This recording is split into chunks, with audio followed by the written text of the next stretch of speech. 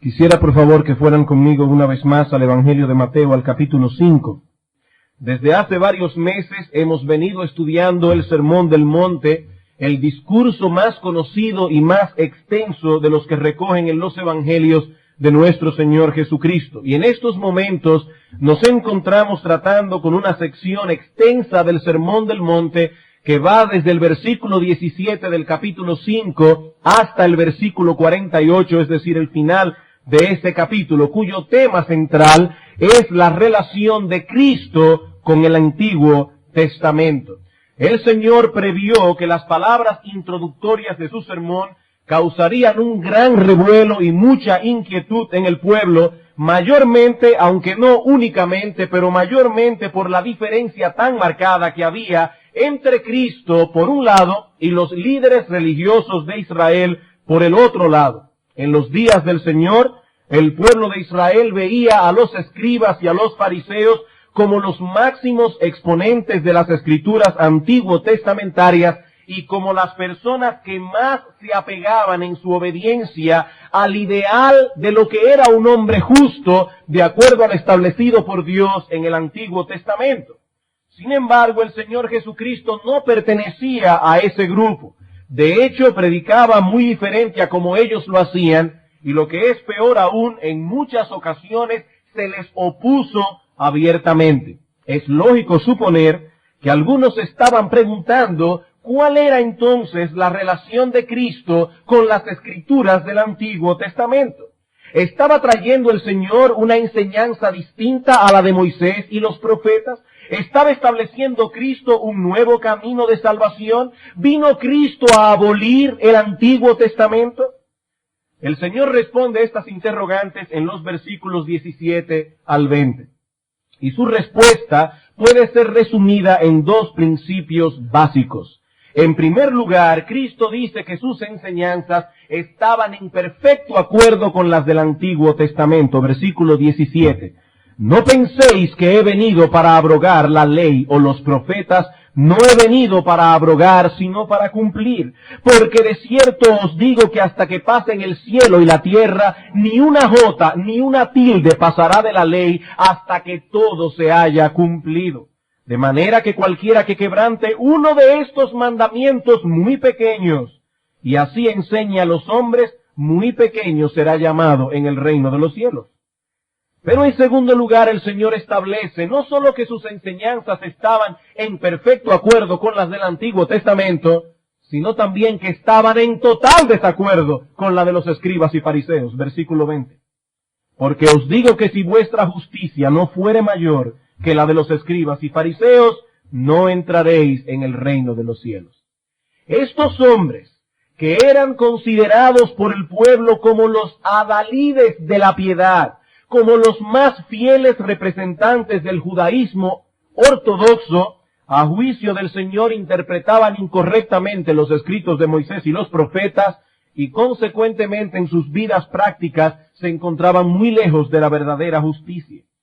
Y a partir del versículo 21 hasta el final del capítulo 5, el Señor ilustra esta aseveración a la luz de 6 ejemplos específicos contenidos en la ley. Y en cada uno de ellos contrapone su interpretación de la ley a las interpretaciones rabínicas que los escribas y fariseos seguían al pie de la letra. Y cada uno de esos ejemplos el Señor inicia diciendo, oísteis que fue dicho, pero yo os digo. El Señor no contradice a Moisés en ninguno de esos ejemplos, sino más bien la interpretación y aplicación que estos hombres daban a los escritos de Moisés. En los versículos 21 al 26 encontramos la enseñanza del Señor versus la enseñanza de los rabinos en lo tocante al 6º mandamiento, no matarás. En el versículo 27 al 30 encontramos la enseñanza de Cristo sobre el adulterio. En los versículos 31 al 32, su enseñanza sobre el divorcio, y en los versículos 33 al 37, su enseñanza sobre los juramentos. Es hasta aquí que nosotros hemos llegado a lo largo de nuestra serie en nuestros estudios en el Sermón del Monte. Y en la mañana de hoy pasaremos a considerar los versículos 38 al 42, donde el Señor Jesucristo enseña acerca del espíritu vengativo. las enseñanzas de Jesús sobre el espíritu vengativo. Versículo 38 al 42. Oísteis que fue dicho, ojo por ojo y diente por diente.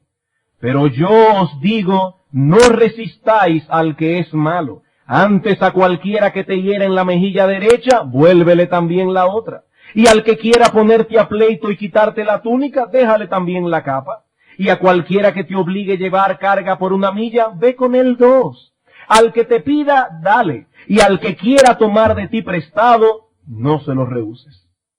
Hermanos y amigos, probablemente nos encontramos ante uno de los 2 pasajes del Sermón del Monte que más errores de interpretación ha generado a lo largo de toda la historia de la iglesia. El otro pasaje sería Mateo 7, versículo 1 en adelante, donde el Señor habla del espíritu hipercrítico. No juzguéis para que no seáis juzgados. Probablemente estos 2 pasajes son los que más errores de interpretación en el Sermón del Monte han generado a lo largo de la historia. En esta sección de Mateo 5, el Señor trata con un asunto delicado por cuanto toca un aspecto muy sensible de la vida humana, el cristiano y la venganza. ¿Qué se supone que debe hacer un hijo de Dios cuando alguien lo agrede o lo daña en algún sentido? ¿Cómo se supone que debe reaccionar? Moisés dijo en el Antiguo Testamento que al ofensor se le debía castigar ojo por ojo y diente por diente. ¿Qué lugar tienen esas palabras en el reino de nuestro Señor Jesucristo? ¿Cómo debemos interpretar esas palabras contenidas en la ley de Moisés?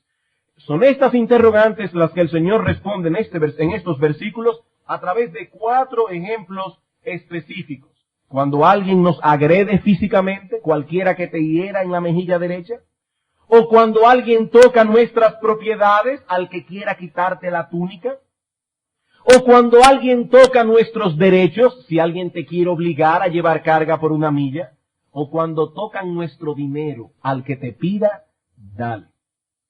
Y como ustedes pueden ver, hermanos, estos 4 ejemplos y todo este texto en sentido general toca un aspecto muy sensible de nuestra vida.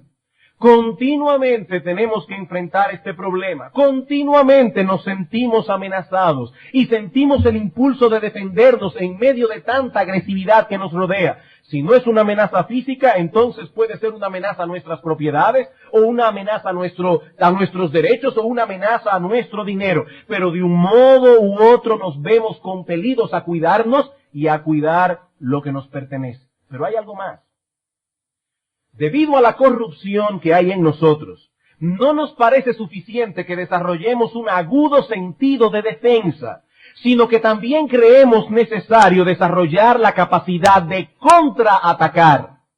No solo defendernos, sino también contraatacar. No basta con que defendamos lo que es nuestro. No basta con que nos defendamos del que nos hiera. Debemos herirlo también. Debemos hacerle ver que no somos unos tontos y que si alguien nos daña, buscaremos el medio de dañarlo también.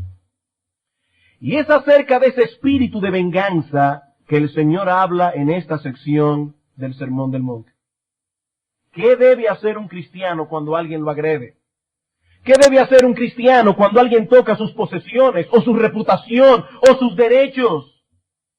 Como decía hace un momento, este pasaje ha sido mal tratado por interpretaciones absurdas y aún heréticas a lo largo de la historia de la Iglesia. Por lo que antes de pasar a considerar positivamente la enseñanza del Señor Jesucristo acerca del espíritu vengativo, es necesario, hermanos, que nos detengamos por un momento a establecer algunas pautas generales de interpretación que nos permitan ubicar nuestro texto dentro de un contexto apropiado. Así que lo que veremos primeramente en esta mañana son 3 pautas que nos servirán de ayuda para la correcta interpretación de estas palabras. Nuestro primer encabezado, 3 pautas que nos servirán de ayuda para la correcta interpretación de estas palabras. Y debo reconocer públicamente que el esquema general que estoy usando en el presente sermón no es original. Estoy trillando por el mismo camino que otros han trillado al tratar con este pasaje.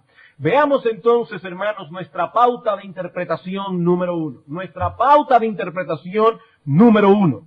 Esta sección del Sermón del Monte no fue dada con el propósito de constituirse en un código de conducta que regule la manera en que las naciones deben lidiar con el mal.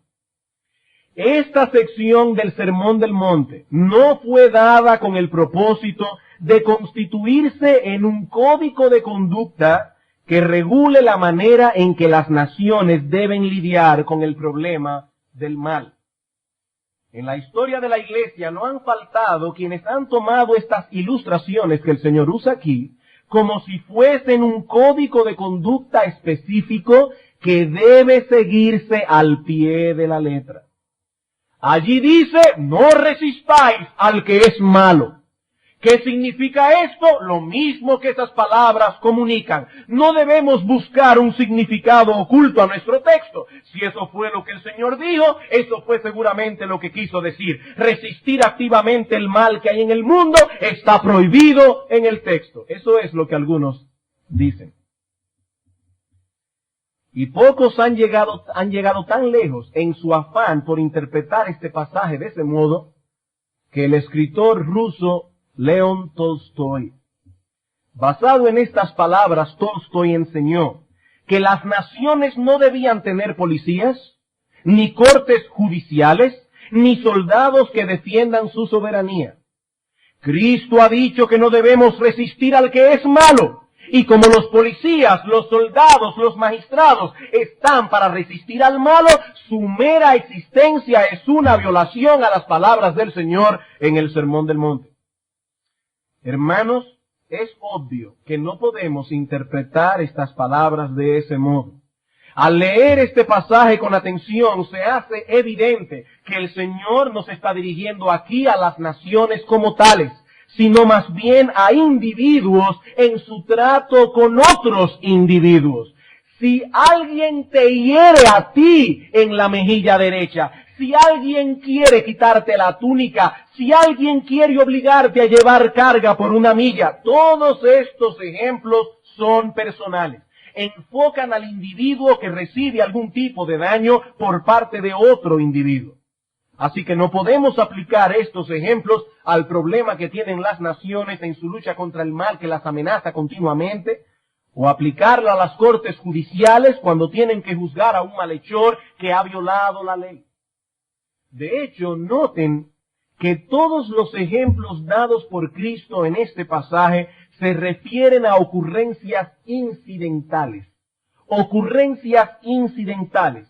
No es lo mismo que alguien te hiere en la mejilla derecha a que alguien te ponga una pistola y te dispare en la cabeza. No es lo mismo. Herir en la mejilla a un individuo no es lo mismo que quitarle la vida. Y como veremos en un momento, la palabra de Dios tiene instrucciones muy precisas acerca de qué hacer en un caso y qué hacer en el otro caso. Así que lo primero que debemos tomar en cuenta, hermanos, a la hora de interpretar estas ilustraciones que aparecen aquí, es que el Señor no está planteando un código de conducta que deba regir a las naciones en su trato con el mal. Se está hablando aquí de individuos que son dañados por otros individuos y de cómo se supone que deben reaccionar si son verdaderos hijos de Dios. En segundo lugar, esta sección del Sermón del Monte tampoco es un catálogo detallado de cómo debe actuar un cristiano en toda circunstancia al tratar con aquellos que desean hacerle daño. Esta sección del Sermón del Monte tampoco es un catálogo detallado de cómo debe actuar un cristiano en toda circunstancia al tratar con aquellos que desean hacerle daño. Hace unos meses atrás estudiamos el problema que tenían los fariseos en su interpretación de las Escrituras. Y vimos que una de sus mayores dificultades es que eran incapaces de ver el principio que estaba detrás de las palabras. Si Dios dice en los 10 mandamientos, no matarás, Lo único que estos hombres veían era una prohibición a quitarle la vida a otro, nada más. Eran incapaces de ver el mandamiento o en el mandamiento el interés que tiene Dios de cuidar la vida humana. Si lo hubiesen visto desde esa perspectiva, se hubiesen dado cuenta que el foco de atención del mandamiento no era únicamente el homicidio. El hombre fue hecho a la imagen de Dios y por lo tanto no debemos albergar en nuestro corazón ningún sentimiento de amargura, ningún sentimiento de enojo o resentimiento que nos lleve a hacerle daño a nuestro prójimo o aún desearlo. También prohíbe el mandamiento que demos rienda suelta a nuestra ira a través de palabras denigrantes o hirientes. Dice Cristo en el versículo 21, oísteis que fue dicho a los antiguos, no matarás, y cualquiera que matare será culpable de juicio. Pero yo os digo que cualquiera que se enoje contra su hermano será culpable de juicio, y cualquiera que diga necio, racá, a su hermano será culpable ante el concilio, y cualquiera que le diga fatuo, more, quedará expuesto al infierno de fuego. Cualquiera que le diga cabeza hueca, bueno para nada, estúpido, imbécil a su hermano, dando rienda suelta a su ira a través de esas palabras denigrantes, ha violado el sexto mandamiento. Y cuando nosotros vemos la ley de Dios desde esa óptica, entendemos que su alcance es mucho más amplio. Hermanos, ¿a dónde quiero llegar con todo esto? A demostrar la importancia que tiene el que lleguemos más allá del ejemplo o del mandamiento y seamos capaces de extraer el principio que está detrás de las palabras, para que no cometamos el error de los fariseos. Permítanme ilustrarlo con un ejemplo más. En la ley de Moisés, Dios había hablado del cuidado que debemos tener por los bueyes. En Deuteronomio capítulo 25, versículo 4 leemos, no pondrás bozal al buey que trilla. ¿Cómo debemos interpretar esta ley? Bueno, es indudable que debemos interpretarla literalmente. No debemos ponerle un bozal al buey mientras está trillando. Eso es una crueldad. Eso es básicamente lo que la ley decía a los judíos. Recuerden, hermanos, nosotros no estamos bajo esta ley civil. Pero todo judío piadoso en la era antiguo testamentaria no debía cometer la crueldad de poner un bozal al buey mientras trillaba. Pero ¿acaso no vemos nada más en esa ley? ¿Es eso todo lo que Dios intentó comunicarnos a través del mandamiento? La respuesta que hubiese dado un fariseo es, por supuesto que sí. Por supuesto que sí. No tratemos de complicar el asunto. Allí dice lo que dice y no tenemos que buscar nada más. Aparentemente el apóstol Pablo no vio el asunto desde esa perspectiva. Vamos a 1 Corintios capítulo 9. 1 Corintios capítulo 9. Versículo 3. Contra los que me acusan, dice Pablo, esta es mi defensa. ¿Acaso no tenemos derecho de comer y beber? ¿No tenemos derecho de traer con nosotros una hermana por mujer, como también los otros apóstoles y los hermanos del Señor y Cefas, es decir, Pedro? ¿O solo yo y Bernabé no tenemos derecho de no trabajar? ¿Quién fue jamás soldado a sus propias expensas? ¿Quién planta viña y no come de su fruto? ¿O quién apacienta el rebaño y no toma de la leche del rebaño? ¿Digo esto solo como hombre? ¿No dice esto también la ley? Porque en la ley de Moisés está escrito, no pondrás bozal al buey que trilla. ¿Tiene Dios cuidado de los bueyes o lo dice enteramente por nosotros? Pues por nosotros se escribió, porque con esperanza debe arar el que ara y el que trilla con esperanza de recibir del fruto. El apóstol Pablo está diciendo, esa ley no fue dada únicamente para cuidar a los bueyes. Dice él, ¿se escribió únicamente para los bueyes? ¿O lo dice Dios enteramente? Y la palabra ahí, la idea, no es tanto únicamente, sino primordialmente. ¿No lo dice Dios primordialmente por nosotros? Pues por nosotros se escribió. Porque si Dios tiene misericordia de los bueyes, ¿cuánta misericordia no tendrá de los seres humanos? He ahí, hermano, el principio que está detrás de la ley. Debemos ver la enseñanza general, el principio que Dios intentó comunicarnos. Claro que la Biblia dice lo que quiere decir. No estamos promoviendo en el púlpito en esta mañana ese tipo de interpretación alegorizante que lleva al intérprete de las Escrituras a tratar de descubrir mensajes ocultos y misteriosos en la palabra de Dios. Y hay personas que son geniales haciendo eso. Leen en el libro de Daniel que Daniel fue echado en el pozo de los leones.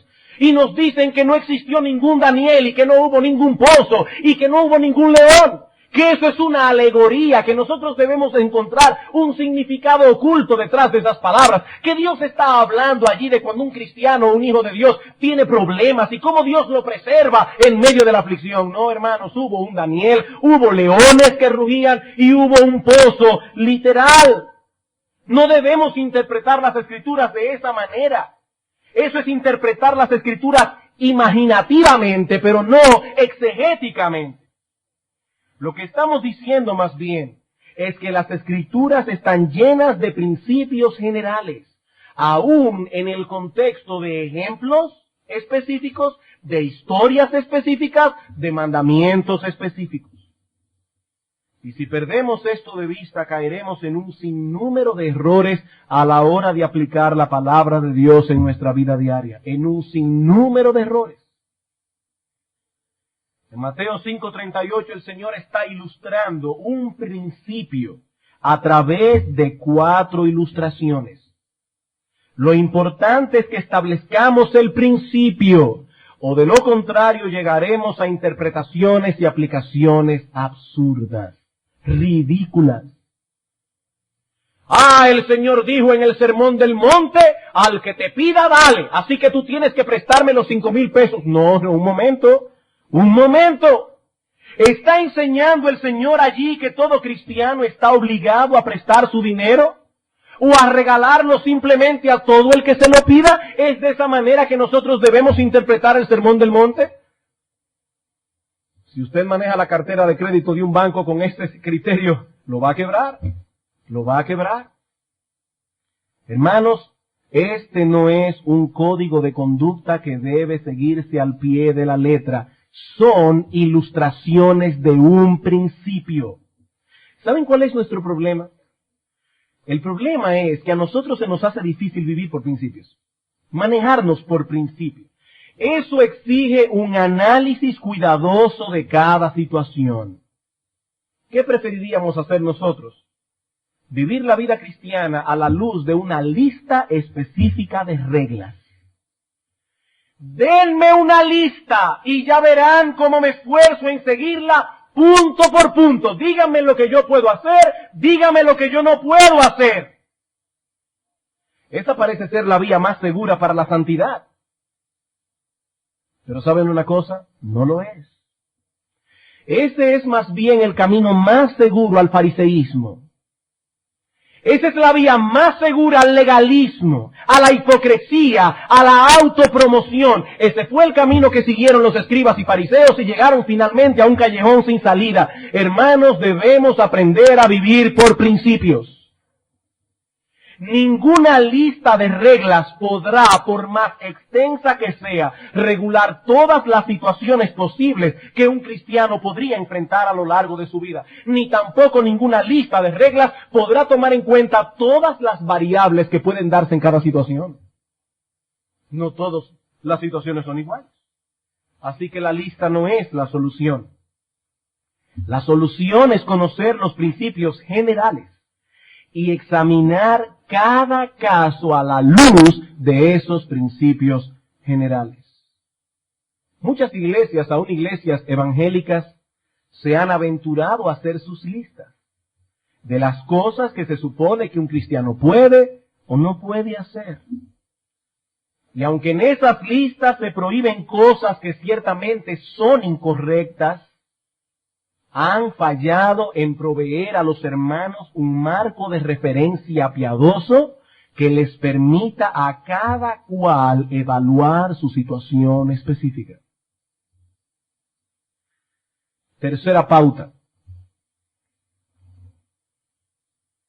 Esta sección del Sermón del Monte no debe ser interpretada de tal manera que nulifique otras partes de las Escrituras. Esta sección del Sermón del Monte no debe ser interpretada de tal manera que nulifique otras partes de las Escrituras. Hay personas que interpretan este pasaje de tal manera que terminan nulificando otras enseñanzas de la palabra de Dios. Por ejemplo, Mateo 5:38 en adelante es el texto favorito, el pasaje clave de los pacifistas. ¿Quiénes son los pacifistas? Los que dicen que todo tipo de guerra bajo cualquier circunstancia es prohibida en la palabra de Dios. Una nación no debe defenderse contra otra, aun cuando es atacado injustamente. El Señor dice aquí que no debemos resistir al malo. Por tanto, es incorrecto que una nación tome las armas contra otra, no importa que su soberanía nacional está en juego. Hermanos, si asumimos esa posición, estaremos nulificando otros pasajes claros de las Escrituras que enseñan lo contrario. Nunca pierdan esto de vista. Una de las características más notorias de las sectas, es que toman algunos pasajes de las Escrituras, algunas doctrinas en particular, como si eso fuese lo único que la Escritura enseñara. Y al poner tanto énfasis en ese aspecto de la doctrina bíblica, no solo terminan echando a un lado muchas otras enseñanzas de la palabra de Dios, sino también deformando la supuesta verdad que ellos pretenden defender. Por ejemplo, los testigos de Jehová. Los testigos de Jehová han hecho todo un engranaje teológico en torno al asunto de la sangre. Y en su fanatismo han llegado incluso a impedir que se les haga transfusión de sangre a personas que lo necesitan y las han dejado morir. Y así podríamos citar ejemplo tras ejemplo. El Señor Jesucristo dijo en una ocasión a los escribas y fariseos: bien invalidáis el mandamiento de Dios por guardar vuestra tradición. Marcos 7:9. Invalidáis el mandamiento por guardar vuestra tradición. Ahora, los fariseos afirmaban creer en todo el Antiguo Testamento. No obstante, interpretaban ciertos pasajes de tal manera, dice Cristo, que acababan nulificando la enseñanza general del Antiguo Testamento. Por guardar, dice Cristo, vuestra interpretación tradicional de las Escrituras, cancelan finalmente las mismas Escrituras. Nunca debemos sobreenfatizar una doctrina en desmedro de otras. Nunca. Como dice Arthur Pink, las herejías son normalmente verdades distorsionadas. Esas son las herejías. Verdades distorsionadas. Verdades que no fueron presentadas en su debido balance y terminaron en una total distorsión. ¿Qué debemos hacer, hermanos? Interpretar las Escrituras con la misma Escritura. Y si interpretamos la Escritura con la misma Escritura, estaremos pisando un terreno seguro. He aquí entonces nuestras 3 pautas generales, las cuales nos ayudarán a interpretar correctamente las enseñanzas del Señor Jesucristo sobre el espíritu vengativo. ¿Cuáles son? Dijimos en primer lugar que esta sección no fue dada con el propósito de constituirse en un código de conducta que regule a las naciones en su trato con el mal. Tampoco es un catálogo detallado de la manera en que el cristiano debe responder ante la agresión en cualquier circunstancia, ni debe ser interpretada de tal manera que nulifique otras partes de las Escrituras. En el tiempo que nos resta en esta mañana, y continuando el próximo domingo, si el Señor así nos lo permite, veremos en segundo lugar la enseñanza de Moisés a la que alude nuestro texto en Mateo 5. Luego veremos la interpretación que los escribas y fariseos daban a las palabras de Moisés. Y finalmente veremos las enseñanzas del Señor Jesucristo al respecto. Por causa del tiempo, solo podremos tratar con nuestro segundo punto en la mañana de hoy. La ley mosaica aludida en el texto. ¿Cuál era realmente la enseñanza de Moisés, la cual el Señor Jesucristo está tratando en Mateo 5:38 en adelante? Hay 3 lugares en el Antiguo Testamento en que encontramos estas palabras con que el Señor está tratando aquí, ojo por ojo y diente por diente. El primero es Éxodo capítulo 21, versículos 23 al 25. Vayamos por favor por un momento al libro de Éxodo capítulo 21, vamos a leer los versículos 23 al 25. Allí Moisés está tratando con el caso de una riña en el cual una mujer embarazada es herida. Y dice en el versículo 23, mas si hubiere muerte, entonces pagarás vida por vida, ojo por ojo, diente por diente, mano por mano, pie por pie, quemadura por quemadura, herida por herida, golpe por golpe. Levítico capítulo 24. Levítico capítulo 24, versículo 19 al 20.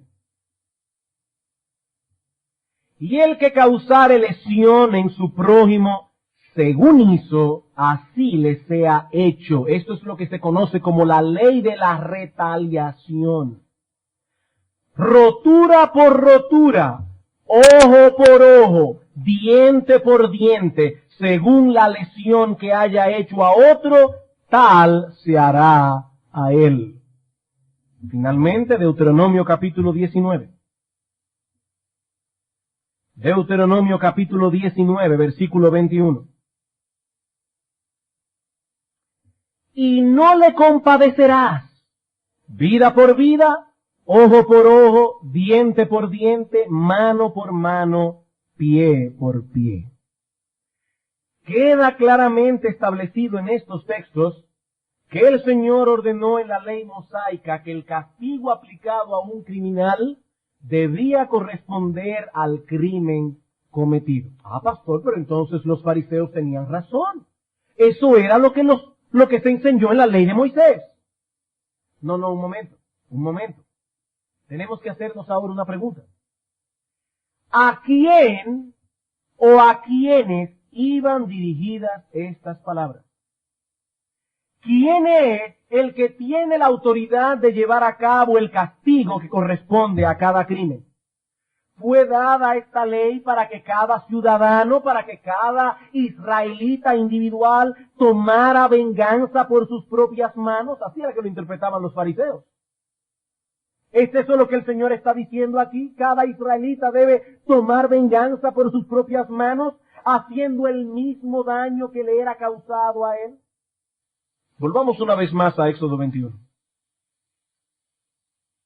Vamos a leer el texto con un poco más de detenimiento. Éxodo capítulo 21 y vamos a leer a partir del versículo 22. Éxodo capítulo 21 desde el versículo 22. Si algunos riñeren e hirieren a mujer embarazada y ésta abortare, pero sin haber muerte, serán penados conforme a lo que les impusiere el marido de la mujer y juzgaren los jueces.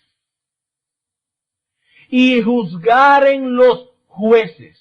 Moisés no estaba aquí delante del pueblo y diciendo, óiganme bien israelitas, Dios les da permiso para tomar justicia por sus propias manos. ¿Qué deben hacer? No perdonen a nadie, ojo por ojo, diente por diente, pie. No. Allí está hablando a los jueces de Israel, para que ellos supieran cómo aplicar el castigo de acuerdo al crimen que se había cometido. Es la misma idea que encontramos en Deuteronomio capítulo 19, el texto que leímos hace un momento.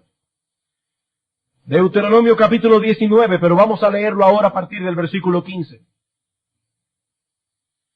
No se tomará en cuenta, versículo 15, a un solo testigo contra ninguno en cualquier delito ni en cualquier pecado, en relación con cualquiera ofensa cometida. Solo por el testimonio de 2 o 3 testigos se mantendrá la acusación. Noten que allí se está hablando en el contexto de un juicio civil. Cuando se levantare testigo falso contra alguno para testificar contra él, entonces los 2 litigantes se presentarán delante de Jehová y delante de los sacerdotes y de los jueces que hubiere en aquellos días.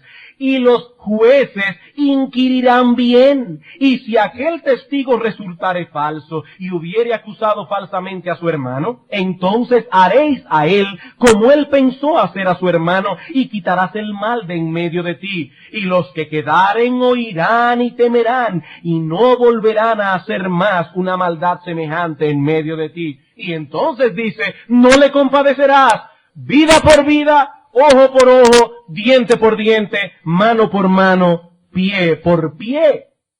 Estos israelitas debían presentarse delante de los sacerdotes, delante de los jueces que hubiere en aquellos días, y ellos tendrían la responsabilidad de juzgar cada caso y de aplicar el castigo de acuerdo al crimen que se había cometido. Así que ciertamente Moisés enseñó que se debía pagar ojo por ojo y diente por diente. Pero nunca se intentó que esta ley se convirtiera en un permiso para tomar venganza personal. De hecho, hermanos míos, esta ley fue dada precisamente para frenar esa tendencia. Esa ley fue dada para frenar la tendencia a la venganza. ¿Cuál es la tendencia natural del corazón humano cuando se siente agredido? ¿Cuál es la tendencia natural del hombre cuando se siente ofendido? ¿Saben cuál es? Imponer sobre el otro un castigo más severo que el crimen que se ha cometido contra él. Esa es la tendencia natural. Ah, me hablaste mal, yo te golpeo. Me diste un golpe, yo te doy 2 o 3. 3 golpes, te quito la vida. La tendencia natural es dar más, un castigo mayor, más abundante que la falta que se ha cometido contra uno. ¿Qué hizo Dios para corregir y frenar esa tendencia natural a la venganza? Que puso en manos de los jueces la responsabilidad de aplicar el castigo, y no solo eso, sino que les proveyó al mismo tiempo un estándar equitativo de castigo, ojo por ojo. No el cuerpo entero por un ojo.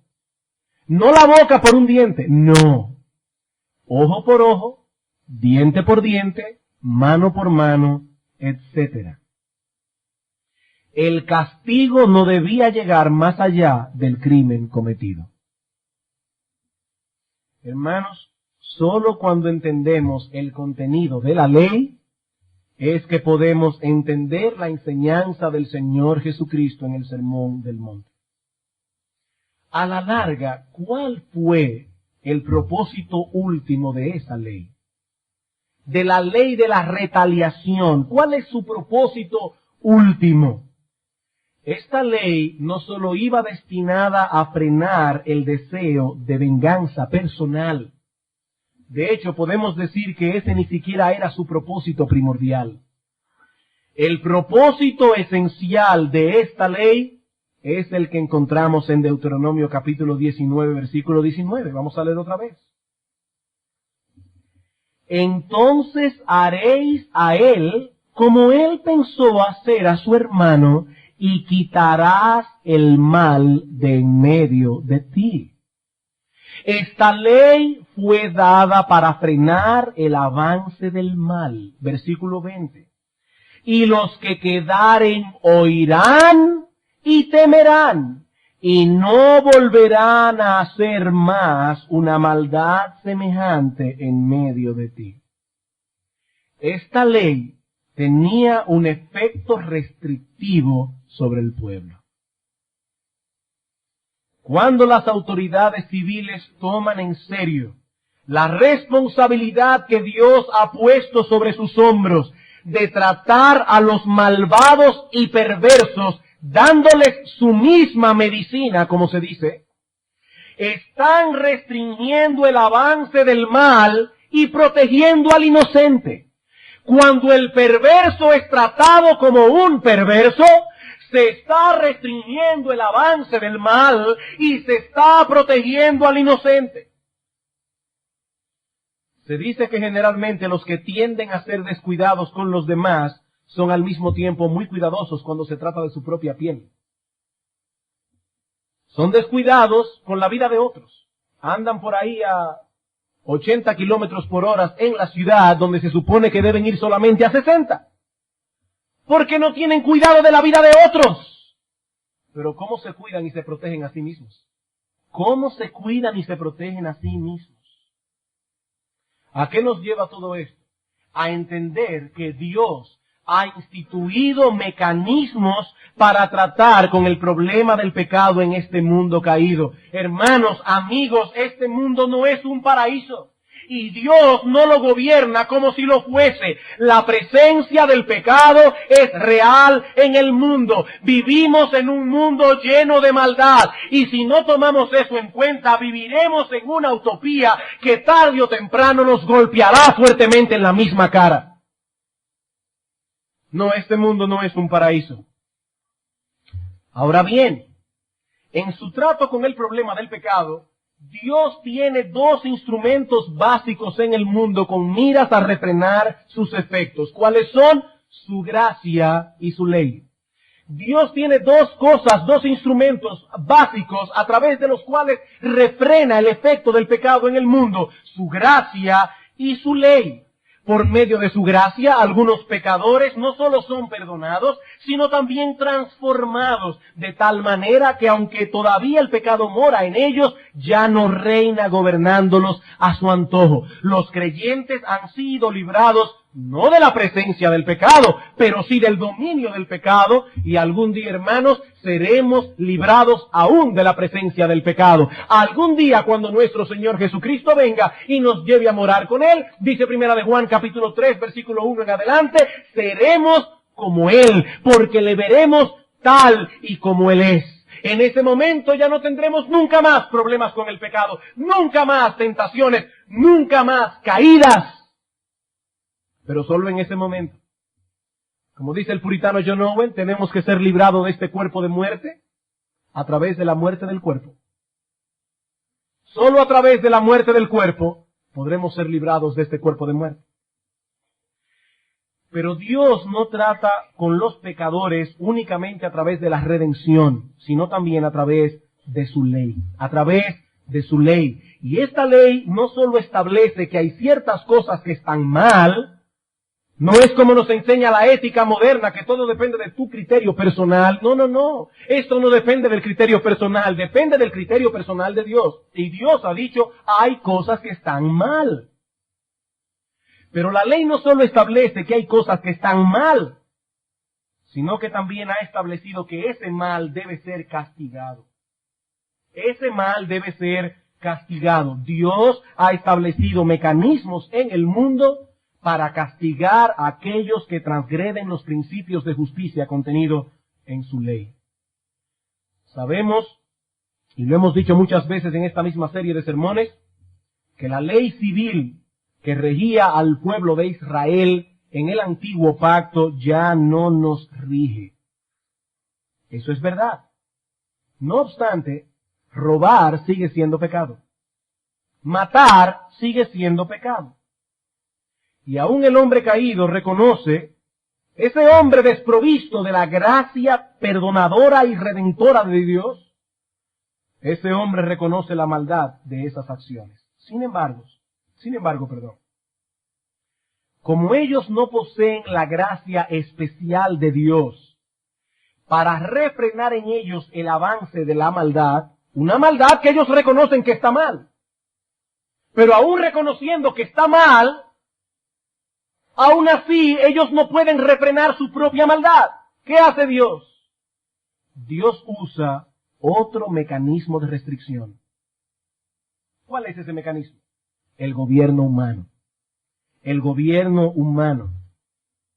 El temor al castigo por parte de las autoridades competentes debe funcionar como elemento de restricción a la maldad del corazón humano.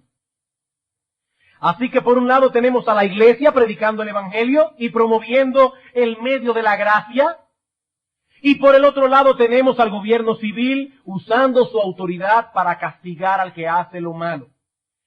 Y una sociedad en cualquier lugar del globo terráqueo solo puede funcionar adecuadamente cuando ambas instituciones, la iglesia y el Estado, la iglesia y el gobierno, se cuidan de funcionar en la esfera que le es propia, haciendo cada una lo que es su responsabilidad primordial. Vayamos a Romanos capítulo 13.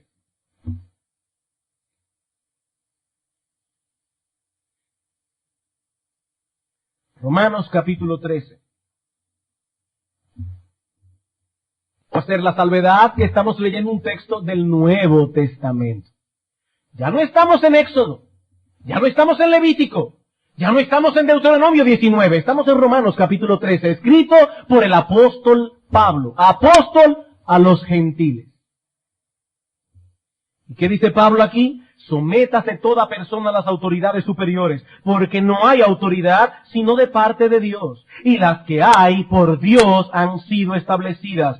De modo que quien se opone a la autoridad, al gobierno, a lo establecido por Dios, resiste. Y los que resisten acarrean condenación para sí mismos. Pablo, ¿y cuál es el propósito del gobierno? ¿Cuál es su función básica? Versículo 3. Porque los magistrados no están para infundir temor al que hace el bien, sino al malo. ¿Quieres pues no temer la autoridad? Haz lo bueno y tendrás alabanza de ella. Noten, uno de los propósitos, dice Pablo, del gobierno humano es infundir temor sobre los malhechores. ¿No es eso lo que dice Deuteronomio 19?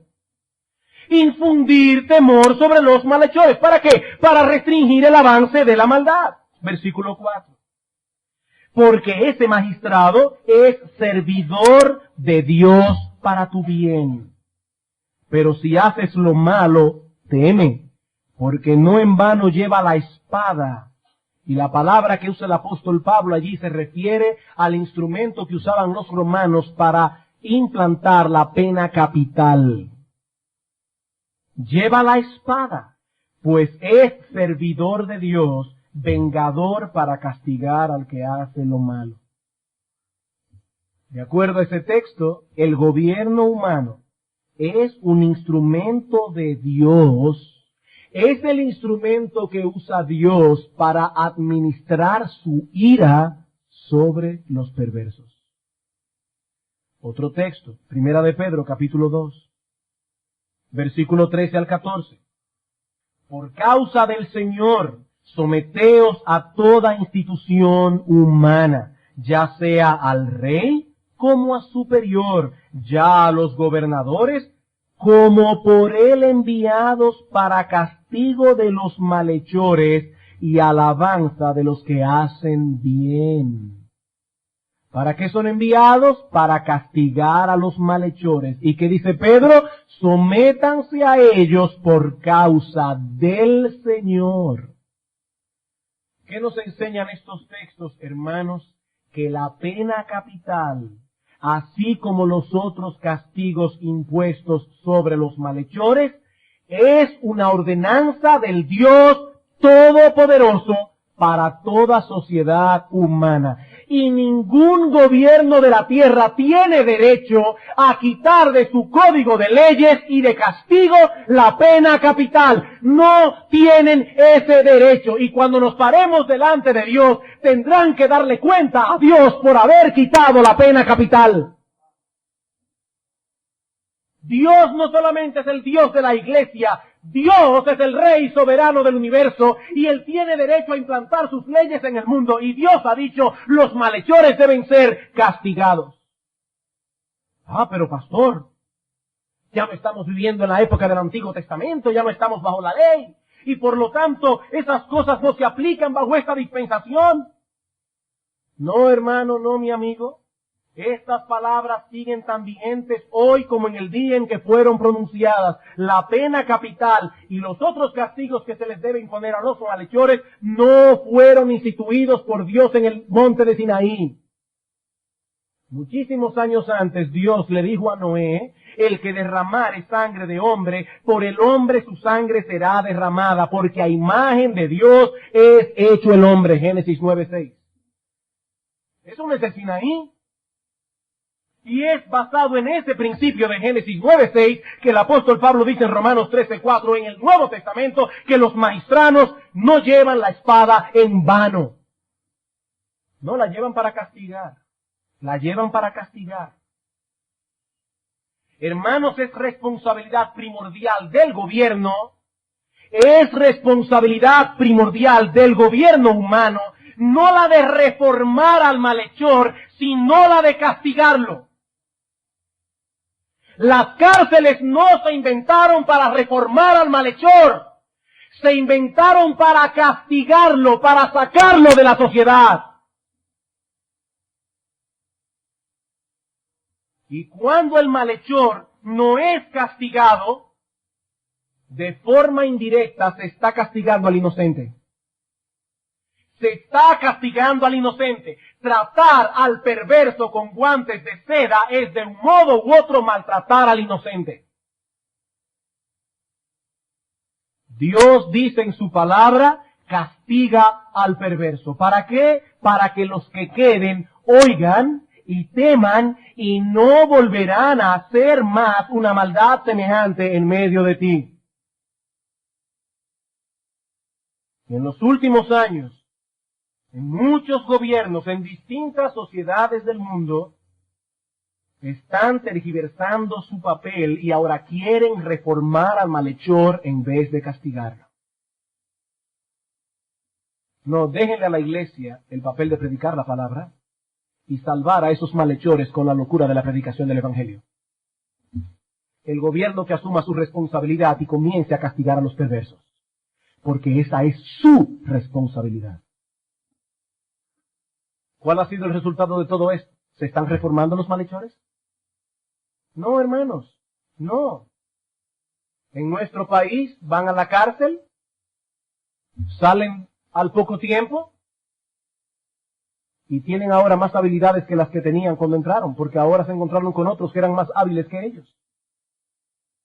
Y en Estados Unidos el sistema carcelario es tal que a veces es mejor vivir en la cárcel que vivir fuera. ¿Se están reformando los malhechores? No, han perdido el temor. Y al perder el temor, la maldad y el descaro aumenta cada día. Cuando el Señor Jesucristo dijo, no resistáis al que es malo, no estaba anulando todas estas enseñanzas de la palabra de Dios. Una cosa es refrenar el espíritu vengativo individual, como espero que veamos la próxima semana, y otra muy distinta es tergiversar el papel que Dios ha impuesto sobre los gobiernos de actuar como un instrumento de la ira de Dios sobre aquellos que violan su ley. Son dos cosas muy diferentes.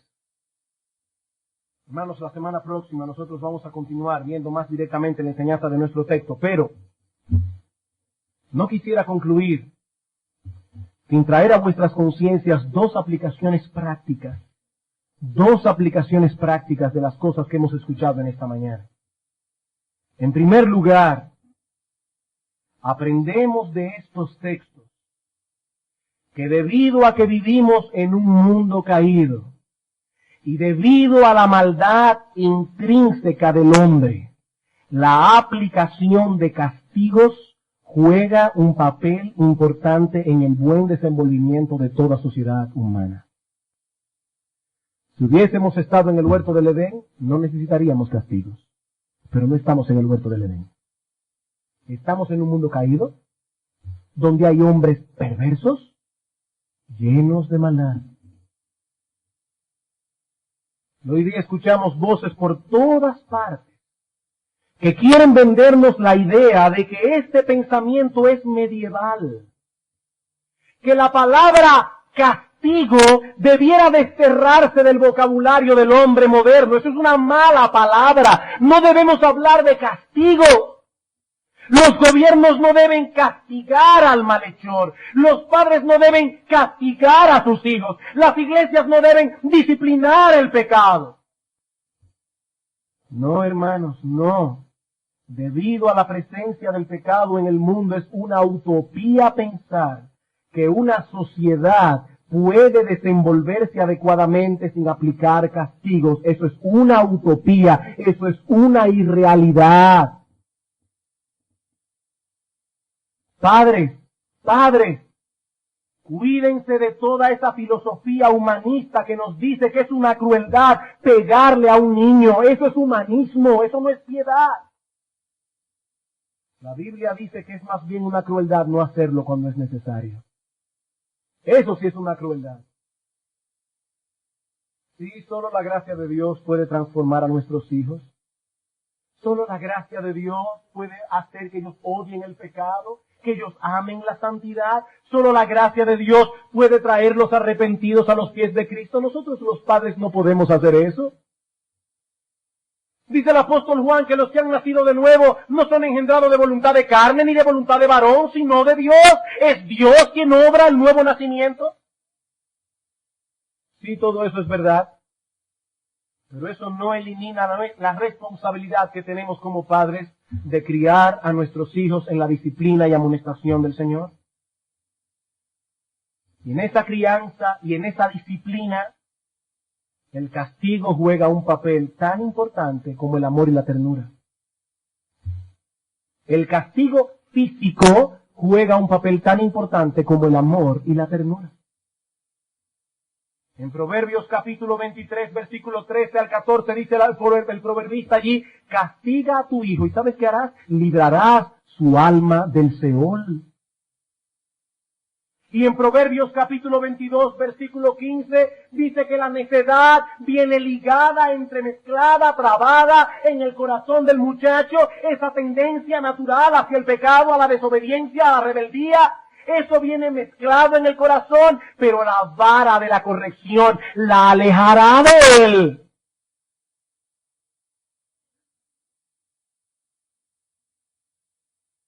Dice en Proverbios 13:24 que el padre que no disciplina y castiga a su hijo, lo aborrece.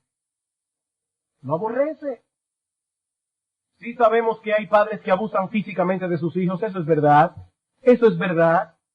Pero el hecho de que haya padres que sean crueles con sus hijos no anula lo que estos textos enseñan. Dios está en contra de la crueldad infantil. Lo está. Dice la Biblia, castiga a tu hijo, pero no lo destruyas. Proverbios 19:18. Dios no está a favor del abuso infantil, pero también está en contra de los padres irresponsables que detienen el castigo cuando éste es necesario. Hermano, amigo, esa es una irresponsabilidad.